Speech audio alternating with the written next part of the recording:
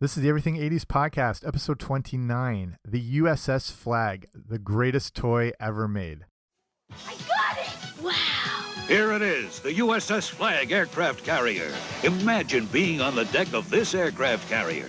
The USS Flag is fantastic! It's so big! Over deck, middle left station! Get ready to launch aircraft! Where's the Admiral? Not here! G.I. Joe! Fire! Beast on Cobra! Yo, Joe! USS Flag aircraft carrier comes with what you see here. Other figures and equipment sold separately. Yo, Joe!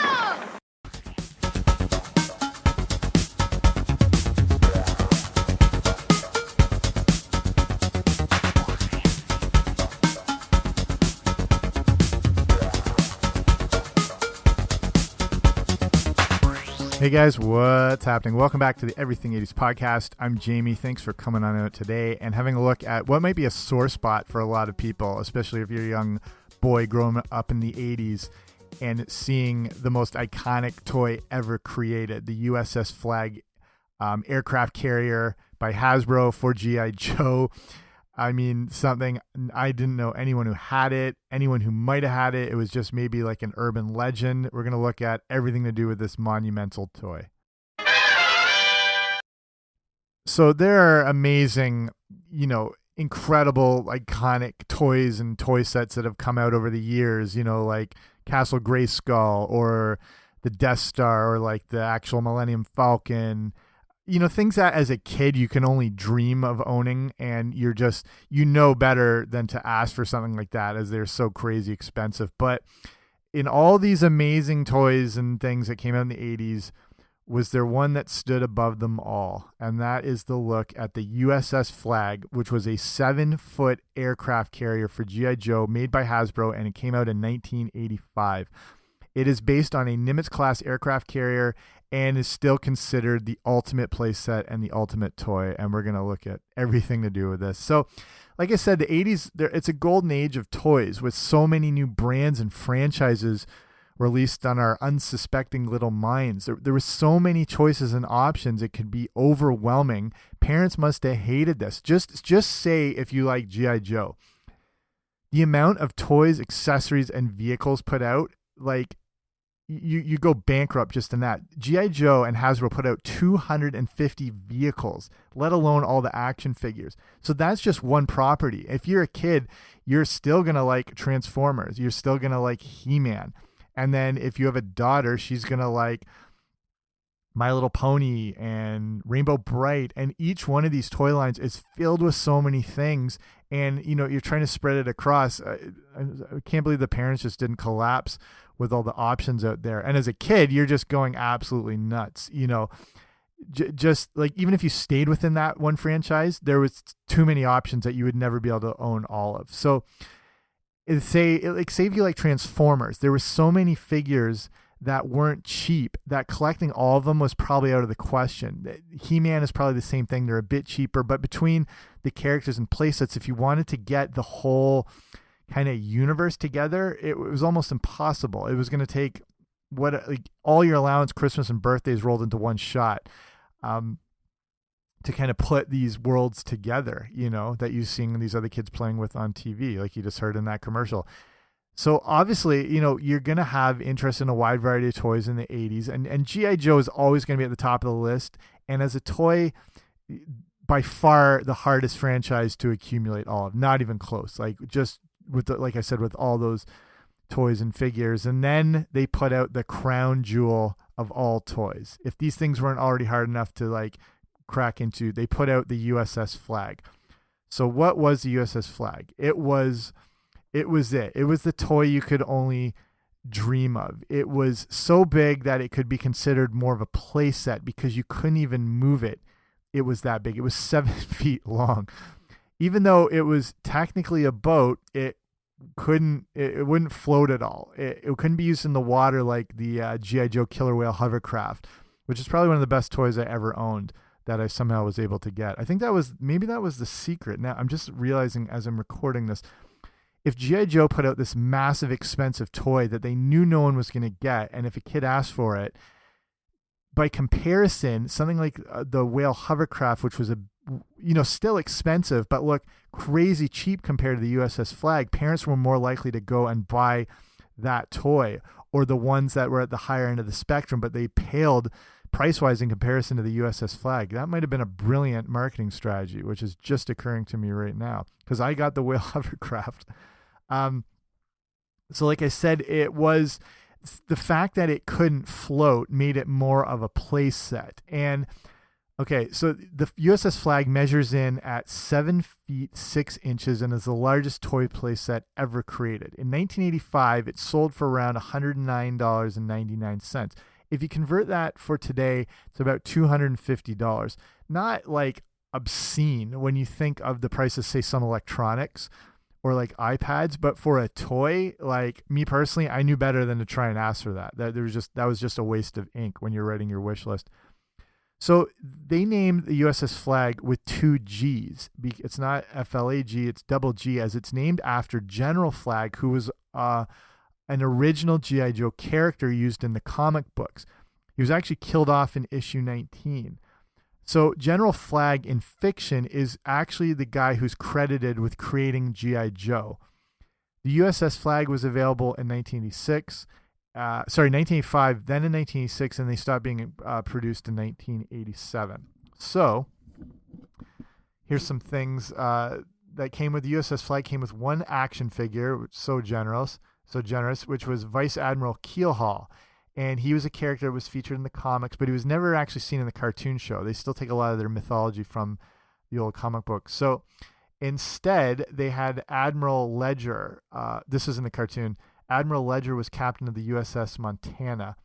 And it kind of seems weird. Again, all this is occurring to me now as I look at it. It seems weird there isn't any continuity here, where Hasbro was so careful in how they marketed their toys through the cartoon. The fact that they had different admirals like Keelhaul compared to Admiral Ledger, and then the USS Montana wasn't the USS Flag, that seems very weird, because one thing G.I. Joe did, which all cartoons did, but they sort of set the standard on, and I've talked about this before if you've listened to shows, every episode you see of G.I. Joe is a 22-minute commercial, and every episode is used to launch new characters, new toys, new accessories.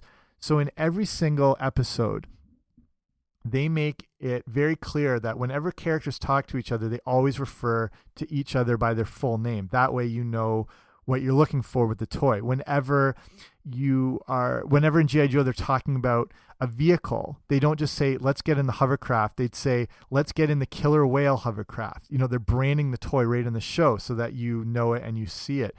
So since they were so careful with this, it seems very weird that they didn't do it with the USS Flag, but whatever.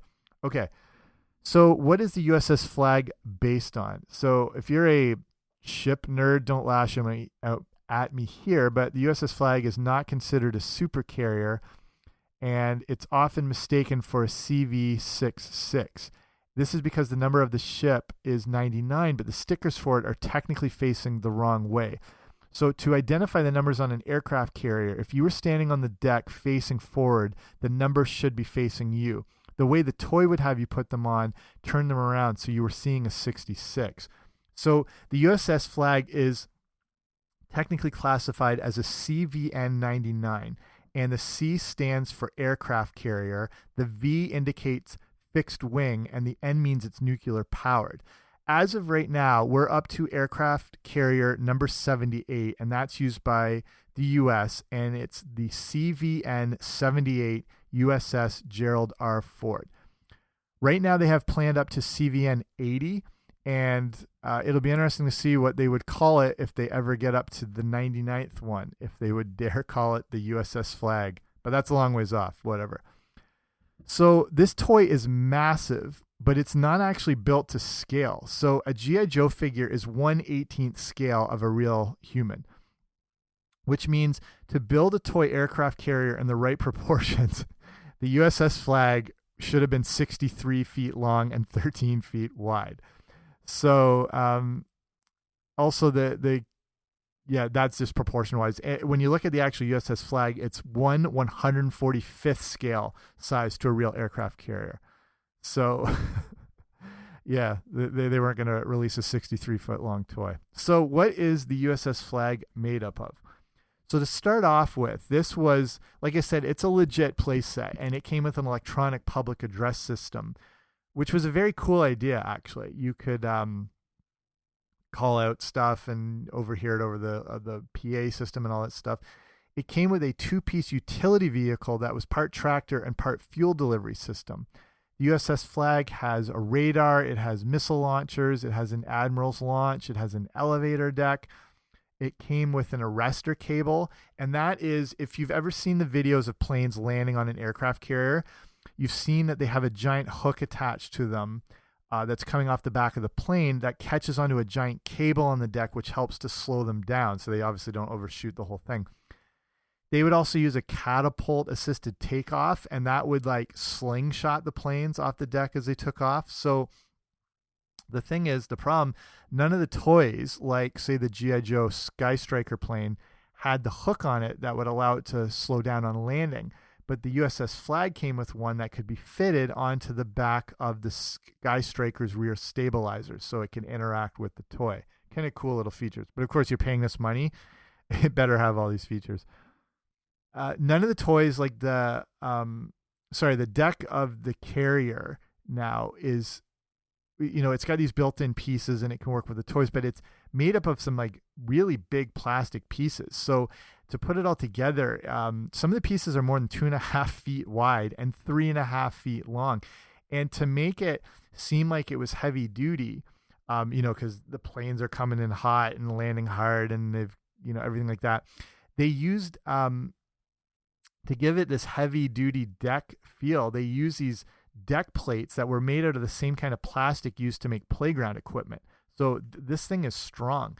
And since some of the pieces were so big, it came with some massive stickers that like to fill up the spot. They were so big that they had trouble staying glued to the toy. So some of the lane markers on it were so long that they wouldn't stay in place. And over time, reproduction placement stickers would be made, and they would cost hundreds of dollars, just like because they had to specially make these things, and they were so big. And this thing is just a money pit. Again, the whole deck is so big. Look up pictures of this thing if you need to. It's you can go to the show notes if you're listening on YouTube or on your phone or whatever. If you look in the phone, there should be a link to show you the whole article and pictures and everything like that. So the deck is so big, it has to be held up by actual support beams to try and just kind of like make this thing be more stable and also to reduce the plastic use. And so if you look at it from the back, it doesn't look like a toy. It looks more like scaffolding. So it was part function and then part to cut down on the manufacturing costs and then the overall retail cost. So again, it's probably more fair to think of the USS Flag as a playset as opposed to a toy. Okay, here's how you put the USS Flag together. It starts with, you have to be a contractor almost to put this thing. It starts with 9 different trusses to help support the deck. But the trusses in it were actually known to be pretty fragile, and those are one of the only like really weak part of the set, and they could break easily. So with that in place, on top of the framework would be those 5 different deck plates, and you had small little clips would be crucial for keeping the deck plates attached securely to the trusses, and those pieces held up pretty well because they were made from playground equipment and they could survive a tornado. The tower part was made of several light gray pieces that would easily snap together, and these pieces, even though they would snap together easily, like the snaps and all those things, like the connecting parts were quite flimsy, and they were more prone to breakage. So if you like moved it, there was a chance to break it. Then once it was all consumed, like put together, the whole tower would then slide into the main deck plate. So the tower is held in place with a couple of Y-shaped pins, and things like that can easily go missing. So the whole thing was at easy risk of falling apart if you lost any of the little bits. Next, there's the long, flexible plastic strip that runs alongside the hull to make it look like it's a contained unit. So like I said, if you look at it from the back, it looked more like scaffolding. If you looked at it head on, like the proper way, it looked like an actual boat. And that's because of that long plastic strip thing. So that's pretty much it. But the whole thing is, you know, like it's not designed for mobility. It's meant to stay in one place. Like you're not meant to, even if you could, you know, pretend you're sailing it through your living room. First, you probably wouldn't have enough room. Second, you need a team of people to try and move this thing in one thing. Like if you were trying to push it from the back, the whole thing would probably collapse or break. Parts of it would break. And then, you know, if you wanted to move it, you needed that team to take it apart, move it, and reassemble it in another location. So not the most transportable of toys. Even just the box it came in was 42 inches, which would, no kid is going to be able to move that thing.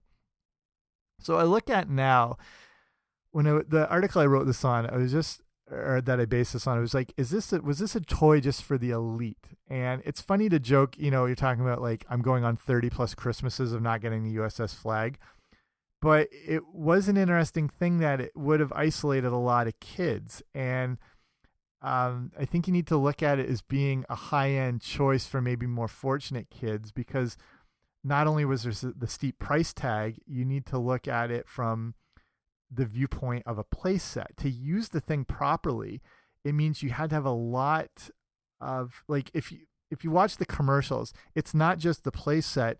It's kind of pointless unless you have like the planes to take off of it, you know, or the other vehicles that would drive around, or like the hovercraft that would be able to come up and dock alongside it. So it meant getting the USS Flag was kind of like getting a bill, because to really play with it meant you had to have all those bigger and more expensive vehicles that were like designed and meant to go with it. There were that, like, example, like those certain areas, like the elevator parts, were designed for specific vehicles. And so it implies you either had all these toys or you would be getting them. And again, it's an interesting perspective if you also consider the toy did not move. This conveys that the idea that you probably had a massive bedroom or a massive playroom where you could set it up and use it properly, that it wouldn't take over the whole room. Like the room I grew up in, that thing wouldn't have fit in there when you factor in the beds. And yeah, there was actually no way it would have fit, now that I'm picturing. So if say in our rec room, our playroom, it would have fit, but it would have dominated the entire room and you would have had to work around it. So it kind of came across as this toy for the elite. It was almost like a display unit. It was almost like it was a showcase, like an actual case to display all the amazing toys you had. So there's that aspect to it. And then the part that it just occurred to me at the start, that maybe it was meant as a way to make their other toys look cheaper by comparison. It's a thing they'd use in restaurants, specifically with wine menus. And what every restaurant tends to do is on their wine list, they will put a very high priced bottle of wine, which is overpriced and not essentially good value. Then they will have like their cheapest entry wine, and then they'll have one placed just above it. And it's called, I think they call it comparison pricing. If you were to see those, say that the super cheap wine and then the next cheaper wine, but not as cheap, if you were to look at those on their own, there's nothing to compare them to, and you're probably just going to take the cheapest wine because it's like a few dollars cheaper. But then when you put the big expensive wine on top, now there's a frame of reference for all of it. And now that second cheapest wine looks like a way better value, and you're more likely to buy that as opposed to the cheapest wine, because it's like, say it's only like $3 or $4 more, but it's like $30 cheaper than the most expensive one. It's all because of like comparison pricing. And that's kind of what I'm thinking was going on there, as well as just being the elite toy to other kids. So I'm going through a few realizations as I record this. But we'll start wrapping it up here. And it's amazing. The USS Flag is incredible as far as not only its physical size, but its significance, you know, as I'm talking about all these different things. It's crazy to think that a toy like this would ever have been dreamed up. The fact that it got past the pitch process to a design stage and on shelves is pretty remarkable. And I've got another theory about that. I'm going with a whole bunch of things anyway, so I may as well continue. And it sort of ties in about everything with the 80s as well. So it's 1985, and it's arguably the best year for toys in that decade, which was an entire golden era of toys already. So, and you know, I mentioned at the start of the show how kids had an interest in a variety of brands and franchises. You know, we liked all these different things. And I think this was an attempt by Hasbro to try and shine through during a year of extremely epic toys. So again, remember, this is right when the Transformers are taking off and it's becoming an epic toy. G.I. Joe itself is at the forefront. We're right in the monumental Cabbage Patch Kids craze. Star Wars is still going hot. Remember, like Return of the Jedi is only a few years back. It's still hot. He-Man is still big. Everything. There were so many amazing toys out there, and to stand out, you had to do something big. And I think the USS Flagg was an attempt by Hasbro to be the best and most epic toy in a year and a decade full of absolutely epic toys. And it definitely made an impact. The hype surrounding this thing put it into sort of toy mythology category. It was like Bigfoot. You knew about it, but the odds are you had never seen one with your own eyes, and you probably were never going to see one. No matter what you thought of it, you were aware of it, and it remains the pinnacle of giant toys and play sets today. On the collector market, on that sort of side note, even a crappy beat down old US Flagg will still cost you hundreds. If you're looking for a high-end mint one, good luck. Like, even if you find someone willing to part with it, it's going to run you thousands and thousands of dollars. And that's like assuming it's a complete set. They basically don't exist. Like I said, with like all those potential broken bits, that all the stickers being in place, you're just not going to find. It's like finding the Holy Grail. You probably won't ever find one. And if you do, like, get ready to mortgage your house for it. Either way, USS Flagg remains an iconic part of a toy line that it is itself already iconic. We probably won't see anything like that again. Like they say, they don't really build them like that anymore. And I don't think something that big would ever have a place in the toy market. Okay. So that's it. I hope you found this interesting. I found it very interesting looking back on the whole history of this thing. And something that just seems like one toy actually goes quite a lot deeper. So that's it for the show. Thanks for listening. If you like this, please be sure to subscribe. If you really like it, give a rating and review. That way more people get to see it. Okay, talk to you soon. Bye.